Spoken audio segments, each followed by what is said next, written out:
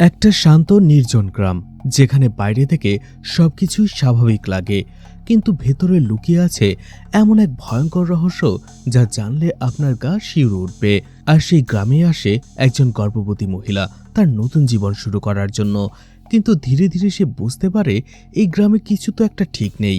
রাতে অদ্ভুত সব শব্দ, অজানা ছায়া আর এমন এমন কিছু ঘটনা যার বাস্তব আর কল্পনার মাঝে ফারাকটা একেবারেই সামান্য।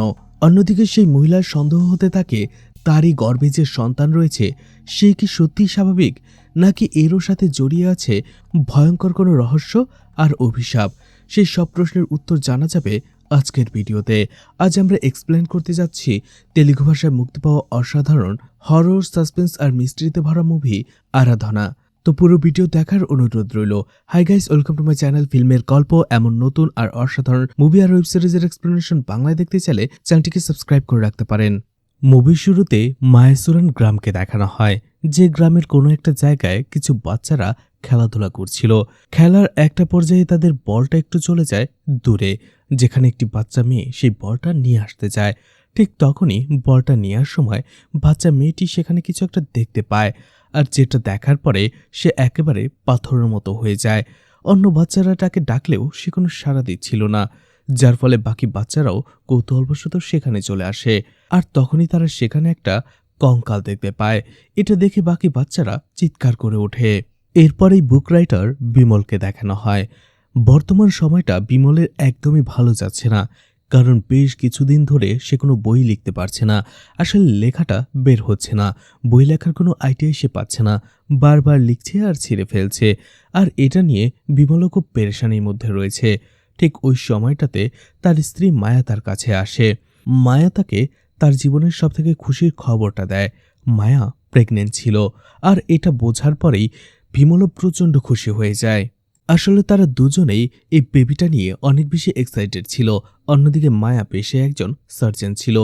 এইদিকে এই বাড়িতে মায়া এবং বিমলের সাথে বিমলের মাও ছিল, কিন্তু সে অসুস্থ। সে সবসময় হুইল চেয়ারেই থাকত। মায়া আর বিমলের মাকে তাদের এই খুশির খবরটা জানায়। সেও অনেক বেশি খুশি হয় খবরটা শোনার পরে। বিমলের মা তাদের দুজনকেই আশীর্বাদ করে।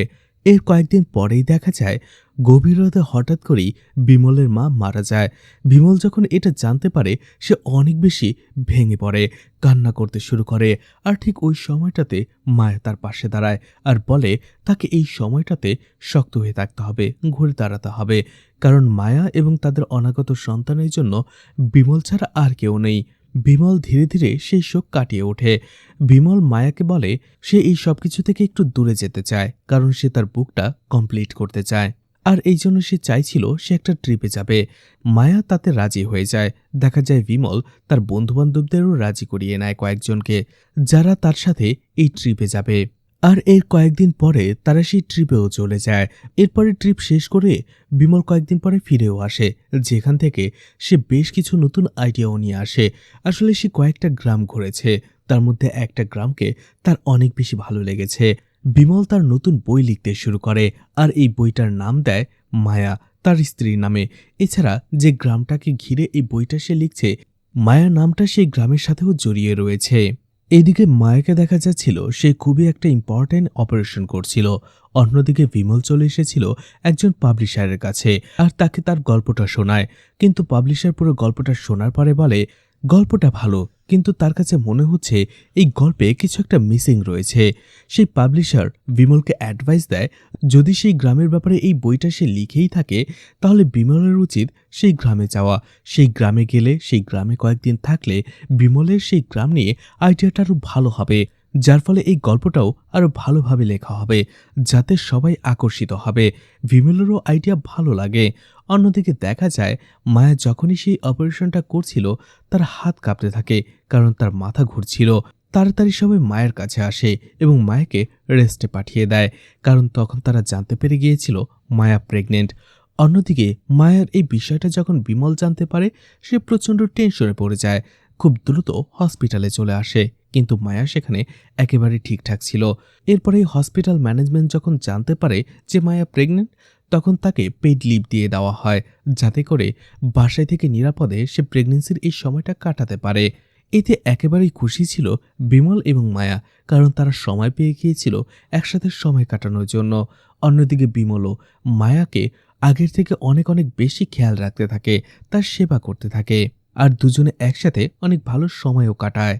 এদিকে একদিন বিমল টিভিতে একটা নিউজ দেখতে পায় সেই মায়াসুরন গ্রামের ব্যাপারে।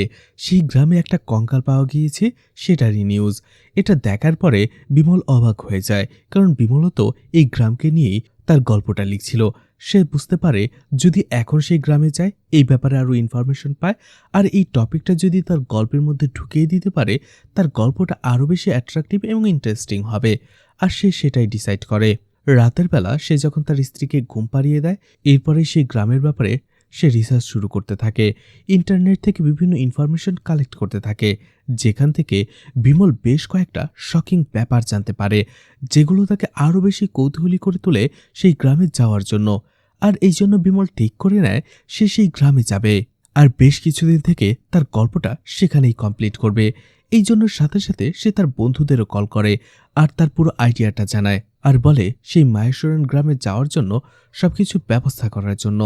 পরের দিনই যখন মায়াকে বিমল পুরো বিষয়টা জানায়, তার আইডিয়াটা জানায়, মায়া বলে এখন সে কোনোভাবেই বিমলকে একা যেতে দেবে না, কারণ এখন সে একাই বাড়িতে থাকবে, তারও ছুটি, সে একা বাড়িতে থেকে বোরিং হবে, আর এই জন্য সেও বিমলের সাথে যাবে। কিন্তু বিমল বলে মায়ের কখনোই সেখানে যাওয়াটা আর নিরাপদ হবে না, মায়ের ঝুঁকি থাকবে, এছাড়া এই অবস্থাতে তো কোনোভাবেই নয়। কিন্তু মায়া তার একটা কথাও শোনে না, সে জেদ ধরে বসেই থাকে সে সেখানে যাবেই, যার ফলে মায়ের জেদের কাছে হার মানে বিমল, সেও রাজি হয়ে যায় তাকে নিয়ে যাবার জন্য। আর একদিন পরেই তারা সেই গ্রামের উদ্দেশ্যে রওনা দিয়ে দেয়। আর যেহেতু এই ট্রিপে বিমলের সাথে মায়া এসেছিল, তাই বিমল তার বন্ধুদের মানা করে দেয়, তারাও সেখান থেকে চলে আসে। এদিকে তাদের ট্রিপটা ভালোই কাটছিল, কিন্তু কিছুক্ষণ পরে মায়া ঘুমিয়ে পড়ে। আর একটা সময় বেশ খানিকটা আসার পরে বিমল একটা চায়ের দোকানের সামনে তার গাড়িটা থামিয়ে দেয়, কারণ এই গ্রামে সে কোথায় থাকবে সেটারই ব্যবস্থা করা হয়নি। তাই সে চায়ের দোকানদারকে জিজ্ঞেস করে এই গ্রামে সে বেশ কিছুদিন থাকতে চায়, সেটার কি কোনো ব্যবস্থা করা যাবে। চায়ের দোকানদার শোভাকে দেখার পরে বিমলকে বলে এই মেয়েটিকে জিজ্ঞেস করুন, কারণ এই গ্রামে সেও নতুন এবং বেশ কয়েকদিন ধরে সে গ্রামে আছে, সে নিশ্চয়ই এই ব্যাপারে জানতে পারে। বিমল তখন শোভার সাথে কথা বলে, তখনই সেখানে মায়া চলে আসে। মায়াও একই কথা জিজ্ঞেস করে। তখন শুভা বলে আসলে এই গ্রামে সে রিসার্চের জন্য এসেছে, আর এই গ্রামেরই গ্রাম প্রধানের কাছে সে সাহায্য চেয়েছিল, সেই তাকে সাহায্য করেছে, আর শুভা এখন সেখানেই রয়েছে সেই গ্রাম প্রধানেরই একটি বাড়িতে। মায়া যখন হেল্প চায়, শুভা বলে সেই গ্রাম প্রধানের কাছে শুভা তাদের ব্যাপারেও বলবে, আর নিশ্চয়ই সে সাহায্য করবে, কারণ সেই লোকটা ভালো মনের মানুষ। শুভা তাদেরকে তার কাছে নিয়ে যেতে চায়, আর এই জন্য বিমল আর মায়া শুভাকে তাদের গাড়িতে করেই গ্রাম প্রধানের বাড়ি যেতে শুরু করে।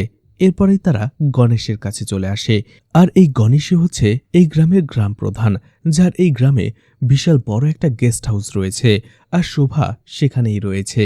শুভা সেখানে যেয়ে গণেশের সাথে কথা বলে, এছাড়া বিমল এবং মায়ের ব্যাপারেও বলে বলে তারা এই গ্রামেই বেশ কয়েকদিন থাকবে, আর তারা তার বন্ধু, আর তারা এখানেই থাকতে চায়।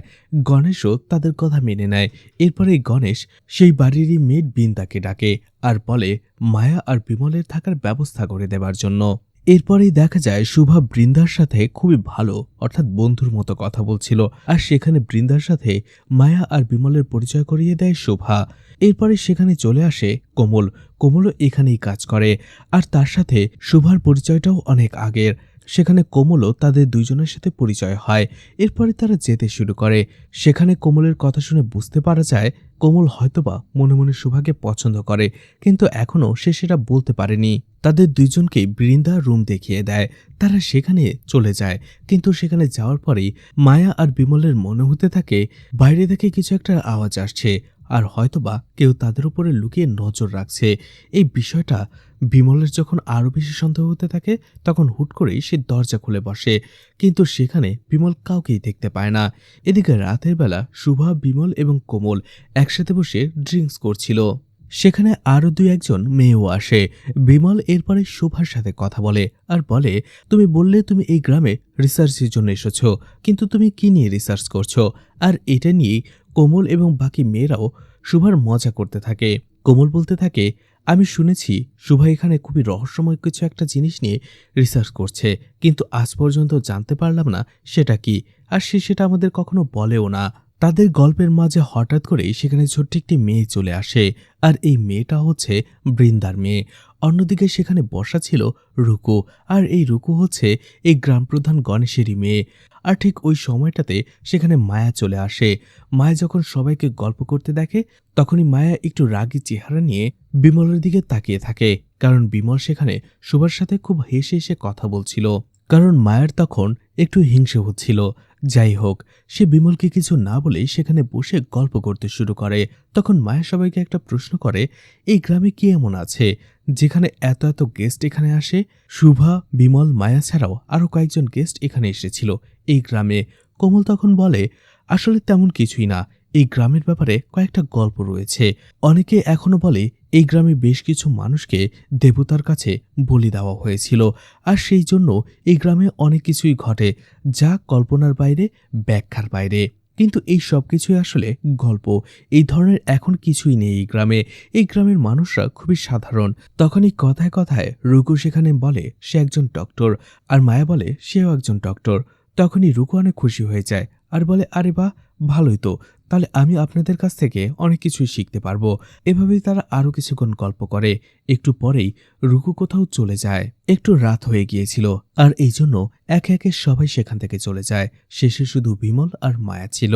মায়া এরপরে বিমলকে পিঞ্চ করে বলে, তুমি কি এখানে বই লিখতে এসেছো নাকি শুভাকে দেখতে এসেছো? কথাটা শুনে বিমলও বুঝতে পারে যে মায়ার হিংসে হচ্ছে, আর এই জন্য সে একটু বলে, আরে না, তুমি আজকাল একটু বেশি হিংসে করছো। আমি শুভার সাথে নর্মালি কথা বলছিলাম, যেমনটা আর সবার সাথে। আর এভাবেই তারা সেখানে একটু দুষ্টু মিষ্টি ঝগড়া করতে থাকে।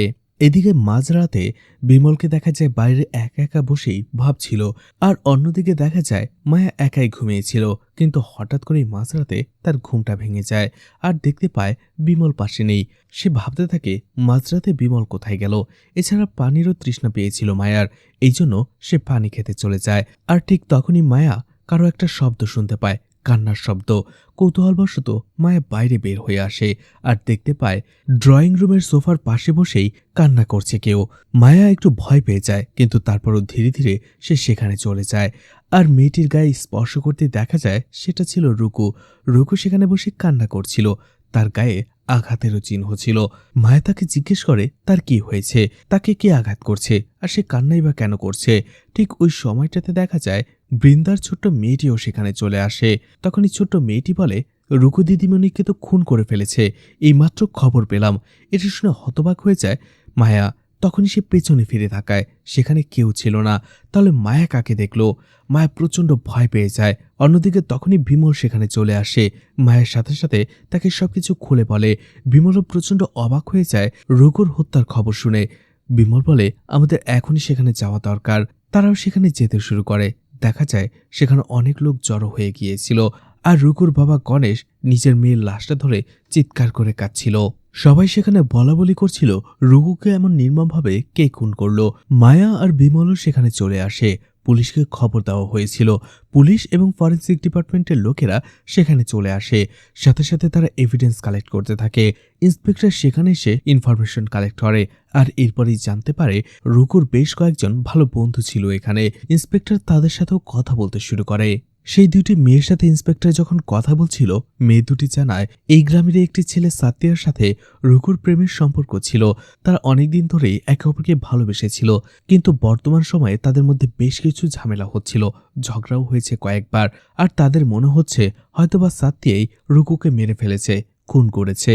এইদিকে দেখতে দেখতে সকাল হয়ে যায়। সাতিয়া ও রুকুর খুন হবার খবরটা জানতে পারে। লাশ যখন সেখান থেকে নিয়ে যাওয়া হচ্ছিল, সে সেখানে ছুটে আসে, কান্নায় ভেঙে পড়ে।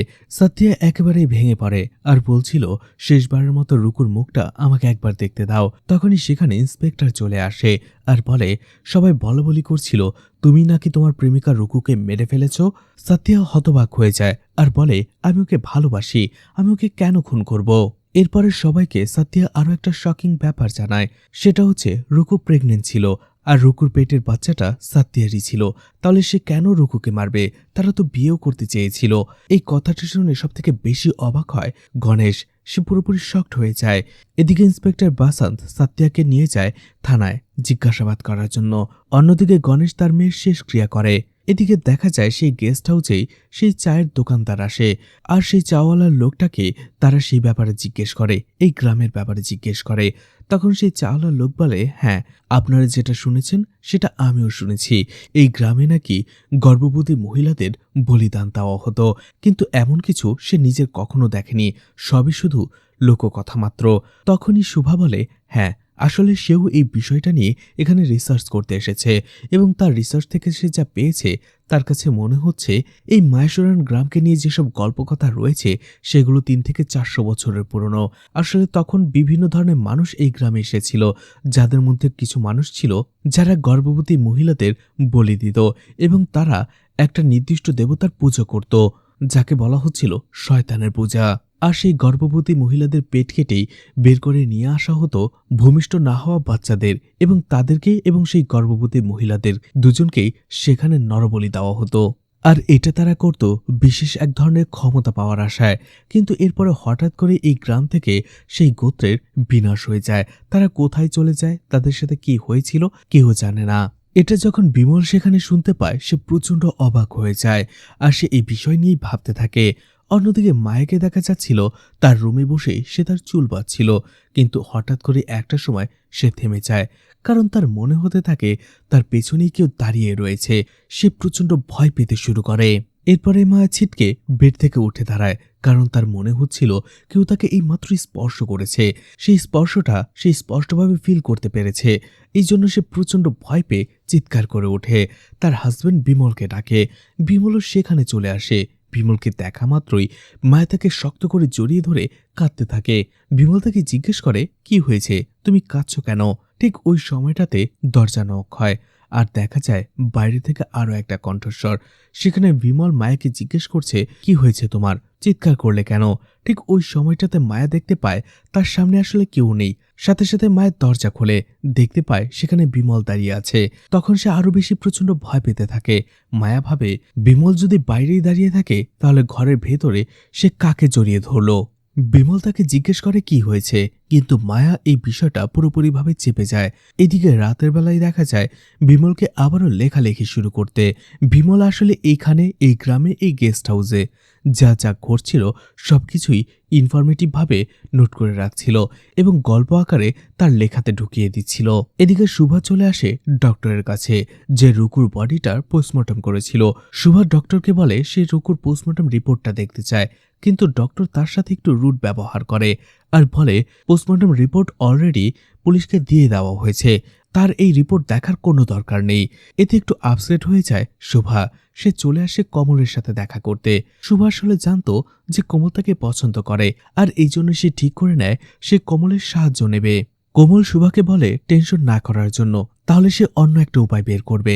কিছুক্ষণ ভাবার পরেই কোমল তার বন্ধু বিনয়কে কল করে আর হসপিটালে আসতে বলে। হুইলচেয়ারে বসে বিনয় যখন ডক্টরের চেম্বারের সামনে চলে যায়, তখন হুইলচেয়ার থেকে পড়ে যাওয়ার অভিনয় করে, চিৎকার করতে শুরু করে।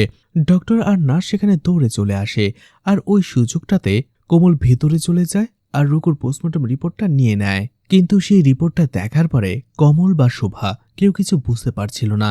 এই জন্য পোস্টমর্টম রিপোর্টটা নিয়ে তারা চলে আসে মায়ের কাছে। মায়ের রিপোর্টটা দেখার পরে একটু শকড হয়। আসলে প্রেগনেন্সির খবরটা তারা জানতো না। মায়া তাদেরকে জানায় যে মারা যাবার সময় রুকু প্রেগনেন্ট ছিল। এছাড়া সবথেকে ভয়ঙ্কর বিষয়টা হচ্ছে মারা যাবার আগেই রুকুর পেট থেকে সেই বেবিটাকে বের করে নিয়ে আসা হয়েছিল, আর এরপরেই রুকুকে মেরে ফেলা হয়েছে। এটা শোনার পরে সুভাষ সেই গ্রুপটার কথা বলে যারা আগে এই গ্রামে গর্ভবতী মহিলাদের অনাগত সন্তানকে পেট কেটে বের করত এবং দেবতার সামনে তাদেরকে নরবলি দিত। শুভা বলে হয়তোবা সেই গ্রুপটা এই গ্রামে আবারও অ্যাক্টিভেট হয়েছে, তারা আবারও গর্ভবতী মহিলাদের মারতে শুরু করেছে। শুভাকে দেখা যায় রাতের বেলা তার সুটকেস গুছাতে, আর একটু পরে সে ভাবে রিপোর্টটা ফিরিয়ে দেয়া দরকার। এই জন্য রাতের আধারে কোমলকে না বলে সে একাই হসপিটালে চলে আসে আর লুকিয়ে লুকিয়ে সেই রিপোর্টটা সেখানেই রেখে দেওয়ার চেষ্টা করে। কিন্তু ডক্টরের হাতে সে ধরা পড়ে যায়। শুভা তার কাছে সরি বলে, কিন্তু ডক্টর তাকে জিজ্ঞেস করে সে কেন এই রিপোর্টটা চায় আর এই রিপোর্টের জন্য সে এত বড় রিস্ক নিয়েছে। তখন শুভা তার রিসার্চের বিষয়টা তাকে খুলে বলে। ডক্টর অবশেষে তার প্রশ্নের উত্তরগুলো দিতে রাজি হয়। শুভা তাকে জিজ্ঞেস করে রুকুর পেটে যে অনাগত সন্তান ছিল তার পেট কেটে যে বের করা হয়েছে সেটা কে করেছে, একজন প্রফেশনাল নাকি আনারে কেউ। ডক্টর বলে ক্ষত স্থান দেখে মনে হচ্ছিল প্রফেশনালেরই কাজ। এরপরে শুভা আরও কিছু প্রশ্ন করে, ডক্টরও সেগুলোর উত্তর দেয়। এদিকে রাতের বেলা মায়া আর বিমল ঘুমাচ্ছিল, কিন্তু অজানা একটা শব্দে মায়ের ঘুম ভেঙে যায়। ঘুম ভাঙার পরে সে দেখতে পায় বিমল তার পাশেই শুয়ে রয়েছে, গভীরভাবে ঘুমাচ্ছে। এই জন্য মায়া তাকে আর জাগায় না। সে একা একাই ধীরে ধীরে উঠে দেখতে থাকে শব্দটা কোথায় হচ্ছে। মনে ভয় আর কৌতূহল নিয়ে সে ধীরে ধীরে সেই শব্দের দিকে এগিয়ে যেতে থাকে। কিন্তু একটু দূরে আসার পরেই সে সেখানে সাতিয়াকে দেখতে পায়। সাথে সাথে তার গলায় সে ছুরিটা ধরে আর জিজ্ঞেস করে সে কে, এখানে সে কি করছে। সাতিয়া বলে আসলে সে রুকুর বয়ফ্রেন্ড। রুকু আর সে একে অপরকে অনেক বেশি ভালোবাসতো। তারা পড়াশোনা করছিল, কিন্তু এরই মাঝে রুকু প্রেগনেন্ট হয়ে যায়। এটা নিয়ে তারা অনেক বেশি ভয়ে ছিল, কনফিউজ ছিল। এখন তারা কি করবে, বাচ্চাটা কি রাখবে নাকি নষ্ট করে ফেলবে। আর এই বিষয়টা নিয়ে বেশ কয়েকদিন ধরে তাদের মধ্যে অনেক ঝামেলা হচ্ছিল। অবশেষে তারা ঠিক করে নেয় যে রাতে রুকু মারা গিয়েছিল সেই রাতেই তারা একসাথে দেখা করবে আর সেখানে এই বিষয়টা নিয়ে একটা পার্মানেন্ট ডিসিশনও নেবে। কিন্তু তার আগেই রুকুকে কেউ খুন করে ফেলেছে, কিন্তু সে বুঝতে পারছে না রুকুকে কেই বা খুন করলো। তাই এই গেস্ট হাউসে সে রুকুর রুম চেক করার জন্য এসেছিল। সেখান থেকে যদি সে কোনো ক্লু পায়। সাতিয়া বলে অনেকে বলাবলি করছিল আবারও সেই গ্রুপ ফিরে এসেছে যারা শয়তানের পুজো করত, গর্ভবতী মহিলাদের মেরে ফেলত। সাতিয়ার কথা শুনে মায়ার ভয়টা আরো বেশি বেড়ে যায়, মীরার ভয়টা অনেক বেশি বেড়ে যায়। আর এই জন্য পরের দিনই সেই গ্রামেরই এক সাধুর সাথে দেখা করে সে।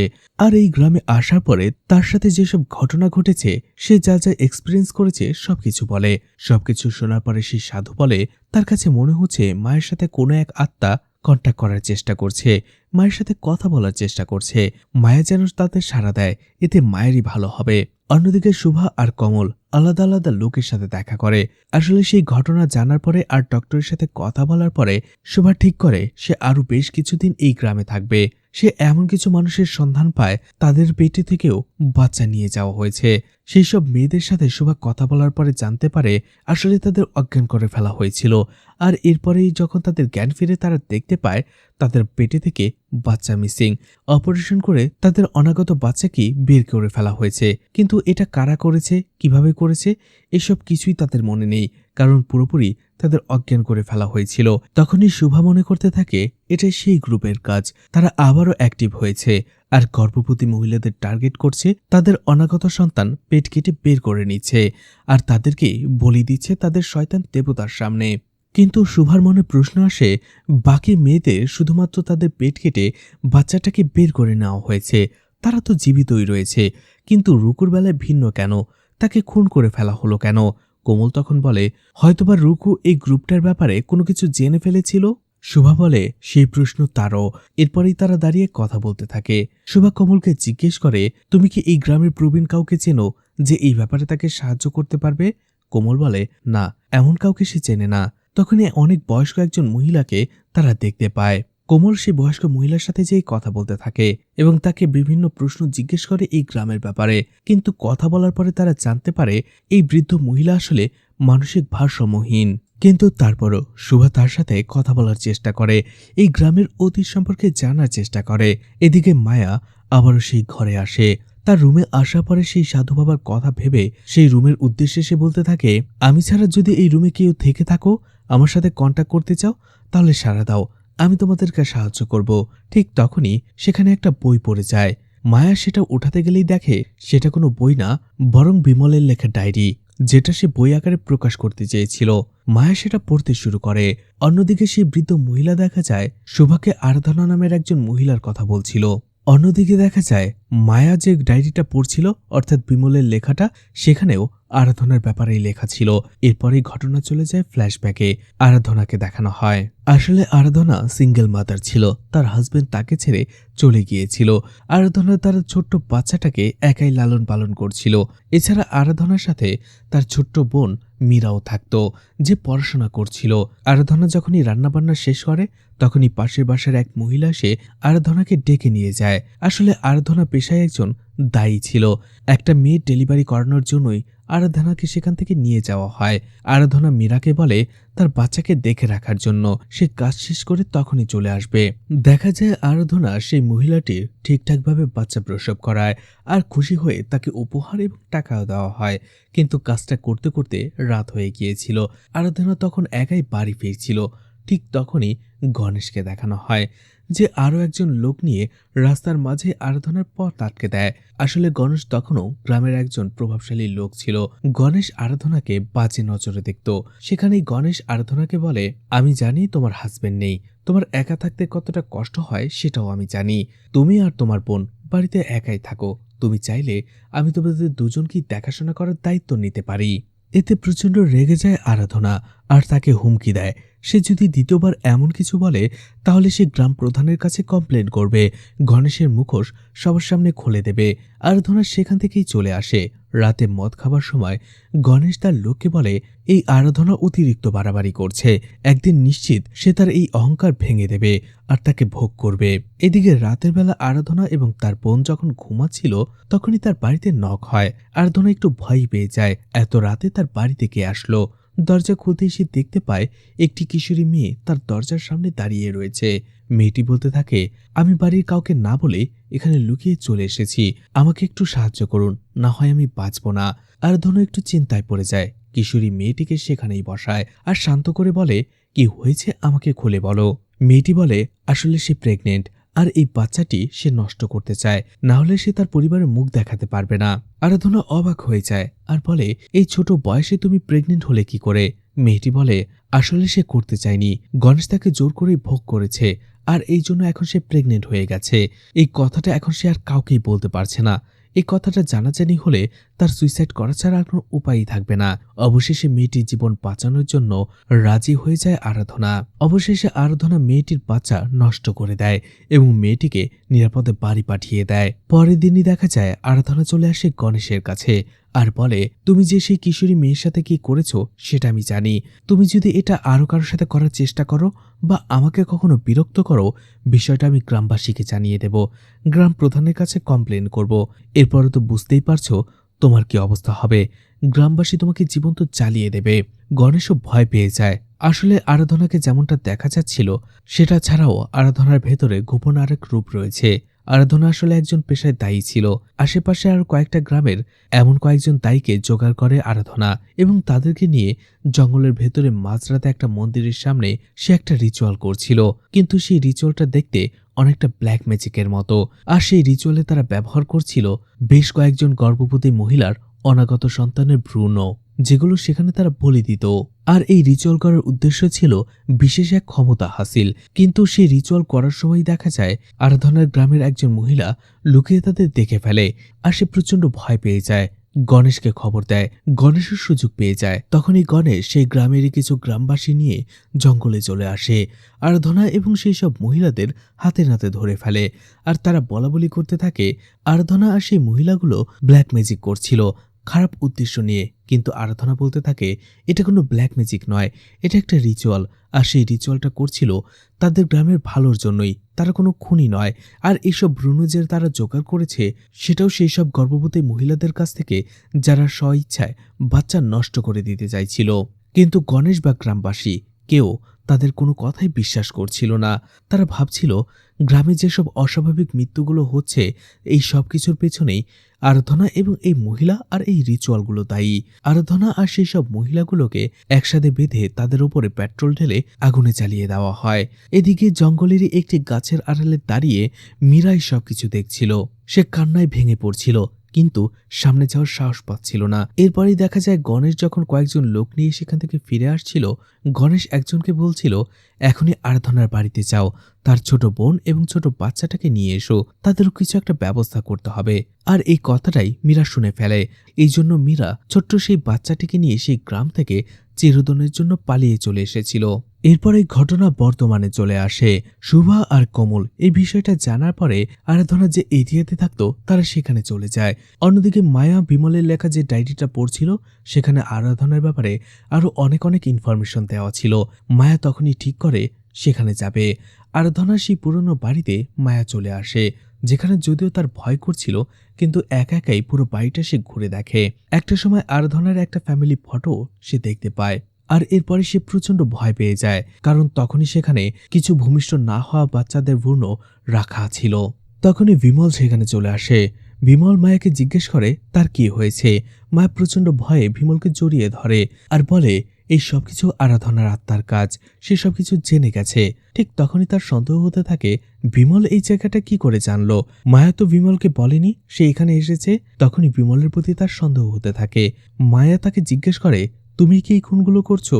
কিন্তু বিমল বলে আরে না, তুমি যেটা ভাবছো একেবারেই ভুল। আর এরপরেই বিমল মায়াকে আরাধনার ব্যাপারে আরো একটা শকিং ইনফরমেশন জানায়। আরাধনার ছোট বোন মীরা যে বাচ্চাটিকে নিয়ে গিয়েছিল, লালন পালন করে বড় করেছে, সেটা আর কেউ নয়, এই বিমল। আসলে বিমলও ছোটবেলা থেকে এসবের কিছুই জানতো না, কিন্তু যে রাতে মীরা মারা গিয়েছিল বিমলকে পাশে পেয়ে মীরা সব সত্য কথা খুলে বলে। সবকিছু জানার পরে একেবারে হতবাক হয়ে গিয়েছিল কমল। মীরা সেই সময় বিমলকে বলে দিয়েছিল যে এই গ্রামবাসীরা কিভাবে আরাধনার পুরো বিষয় না জেনেই তাদেরকে নির্মমভাবে আগুনে জ্বালিয়ে দিয়েছিল, আর এই জন্যই সে মায়াকে নিয়ে এখানে এসেছিল। কিন্তু রাতের বেলা সে অদ্ভুত সব দুঃস্বপ্ন দেখছিল। কিন্তু এখানে আসার পরে বিমলের সাথেও বেশ কিছু সুপারন্যাচারাল ঘটনা ঘটেছে, যেগুলোর ব্যাখ্যা তার কাছে নেই। তখন মায়া বুঝতে পারে এখানে আসার পরে তার সাথে যেসব ঘটনা ঘটছিল, সে যে ভয় পেয়েছিল এই সব কিছুই হয়তোবা বিমলের জন্য। আসলে বিমলকে সে অনুভব করেছে, দেখেছে এরকম কিছু। বিমল বলে আসলে সে ইচ্ছে করে করেনি। আসলে ওই সময়টাতে তার সাথে কি হয় সে কিছুই বলতে পারে না, কারণ সে তার ভেতরেই থাকে না, হয়তোবা কোনো এক আত্মা তাকে ভর করে নেয়। এরপরে মায়া বলে আমি তোমার কথা বিশ্বাস করি না। আমার মনে হয় এই গ্রামে গর্ভবতী মহিলাদের সাথে যা যা ঘটছে, রুকুর সাথে যা যা ঘটেছে, এই সব কিছুর পেছনে রয়েছে তুমি। বিমল বলে তুমি আমাকে বিশ্বাস করো। মায়া বলে সে কখনোই তাকে আর বিশ্বাস করে না, সে গ্রামবাসীদের সবকিছু জানিয়ে দেবে। ঠিক ওই সময়টাতে দেখা যায় বিমল তাকে ভয় দেখায়, একটা সময় মাথায় আঘাত করে তার হাত পা বেঁধে রাখে। আর তখনই বিমল যখন তার সাথে কথা বলে তার কণ্ঠস্বর শুনে মনে হচ্ছিল বিমলের গায়ে কেউ ভর করেছে, আর বলে হ্যাঁ আমি এই সব কিছু করেছি, আর কিছুক্ষণ পরেই তোমার সাথে কেউ দেখা করতে আসবে, তার জন্য প্রস্তুত হয়ে নাও। এদিকে মীরা আর কোমল তারাও খুঁজতে খুঁজতে সেই জায়গাতে চলে আসে। তারা সেখানে আরাধনার বাড়িটা ভালো করে দেখছিল। এদিকে সেখান থেকে এক প্রকার লুকিয়েই গাড়িতে চলে আসে বিমল। গাড়ি নিয়ে যখনই সে যাবে সে চিৎকার করতে থাকে। আসলে তার মাথা প্রচন্ড ঘোরাচ্ছিল, দেখে মনে হচ্ছিল তার ভেতর থেকে কোনো আত্মা বাইরে বের হচ্ছে বা ঢুকছে। অন্যদিকে দেখা যায় শুভা, কোমল এবং তার বন্ধু বিনয় তারা সেই বাড়িতে আসার পরে দেখতে পায় আরাধনার ছবিটা, আর তারই পাশে ব্ল্যাক ম্যাজিকের মতো একটা রিচুয়াল করা হচ্ছিল। আর তখনই তারা অনুভব করে তাদের পেছনে কেউ দাঁড়িয়ে রয়েছে। তারা প্রচন্ড ভয় পেয়ে যায়, ধীরে ধীরে সামনের দিকে এগিয়ে যায়। আসলে সেখানে একটা দরজা ছিল, সেই দরজার ওপারে কে ছিল সেটা দেখার জন্য গেলে দেখা যায় তারা সবাই তখনই অজ্ঞান হয়ে যায়। যখনই জ্ঞান ফেরে দেখা যায় মায়া সহ বাকি সবাইকে সেখানে আসলে আটকে রাখা হয়েছিল। আর তখনই দেখা যায় ভয়ঙ্কর এক হাত ধীরে ধীরে তাদের দিকেই আসছে।